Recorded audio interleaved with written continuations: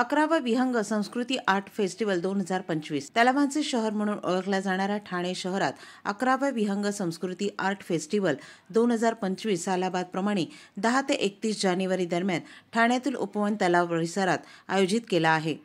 संस्कृती युवा प्रतिष्ठानचे संस्थापक अध्यक्ष प्रताप सरनाईक आणि त्यांच्या समितीने या भव्य कला महोत्सवासाठी रसिकांना आमंत्रित केले आहे, अशी माहिती संस्कृती आर्ट फेस्टिवलचे सर्वेसर्वा आमदार प्रताप सरनाईक यांनी आयोजित पत्रकार परिषदेत दिली। या महोत्सवाचे उद्घाटन 10 जानेवारी रोजी संध्याकाळी 5:30 वाजता राज्याचे उपमुख्यमंत्री एकनाथ शिंदे यांच्या उपस्थितीत होणार आहे। पद्मश्री शुभा मुद्गल यांच्या शास्त्रीय गायनाने उद्घाटन साजरे होईल।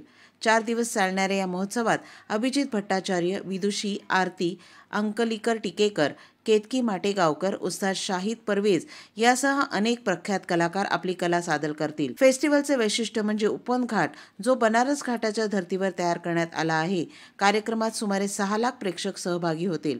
गझल, शास्त्रीय संगीत, नृत्य आणि सूफी मैफिलींच्या सादरीकरणाने कला रसिकांना मंत्रमुग्ध करणारा हा महोत्सव ठाण्याच्या सांस्कृतिक वैभवाची साक्ष होईल।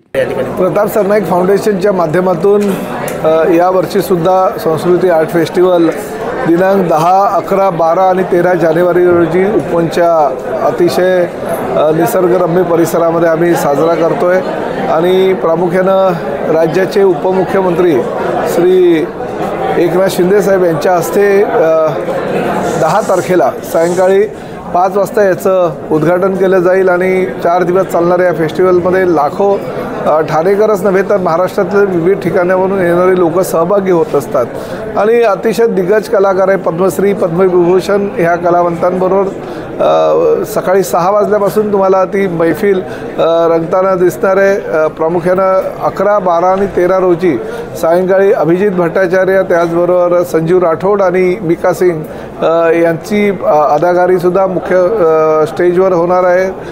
विविध स्टेजवर अनेक नामवंत कलाकारांचा परफॉर्मन्स होत असताना लहान मुलांसाठी वेगवेगळ्या प्रकारचे गेम्स, त्याप्रमाणे कार्यशाळा अशासुद्धा आयोजित केलेल्या विविध प्रकारची चांगले साहित्य ह्या ठिकाणी येणाऱ्या लोकांना त्या ठिकाणी मिळणार आहेत।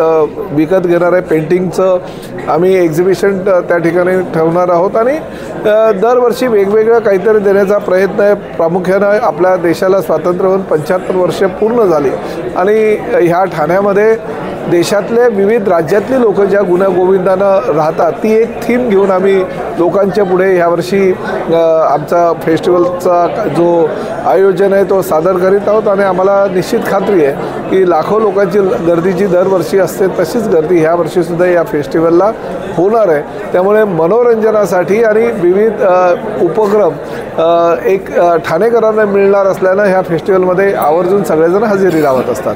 ह्या मुख्यमंत्र्यांना आणि त्याचबरोबर उपमुख्यमंत्री श्री अजितदादा पवार आणि मुख्यमंत्री श्री देवेंद्रजी फडणवीस यांनासुद्धा आम्ही आमंत्रण देणार आहोत आणि दरवर्षीप्रमाणे निश्चितपणे ही मंडळीसुद्धा या ठिकाणी येतील। विविध क्षेत्रातील मान्यवर आम्ही ह्या ठिकाणी आमंत्रण त्यांना देणार आहोत, ते सुद्धा येतील आणि त्याचबरोबर शिवगौरव पुरस्कार जो आहे तो शिवगौरव पुरस्कारसुद्धा फेस्टिवलच्या शेवटच्या दिवशी माननीय उपमुख्यमंत्री आणि मुख्यमंत्र्यांच्या हस्ते प्रदान केला जाईल।